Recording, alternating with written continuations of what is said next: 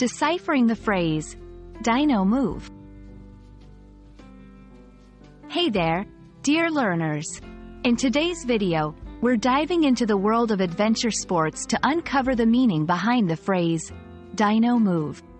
Whether you've come across this term in a book, in conversation, or on the internet, by the end of this video, you'll know exactly what it means and how to use it. Firstly, dyno is a shortened form of the word dynamic. In the context of rock climbing, a dynamic movement is one where the climber must move quickly or even jump to reach the next hold.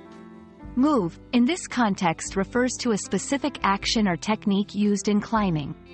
So, when combined, Dyno Move describes a particular type of climbing technique. Rock climbing isn't just about strength. It's also about strategy and technique. There are times when a climber can't reach the next hold just by stretching out their arm or leg. This is where the Dyno Move comes in handy.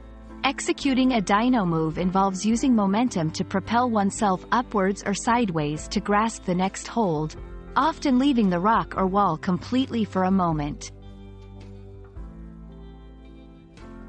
Now that we understand the term, let's see how to use it in sentences. 1. The route was so challenging. I had to execute a Dyno Move to get past the overhang.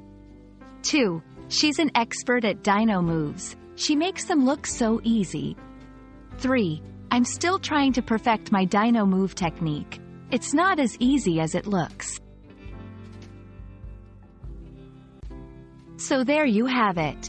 Dyno Move is a term rooted in the adventurous world of rock climbing, symbolizing both the physical and strategic aspects of the sport.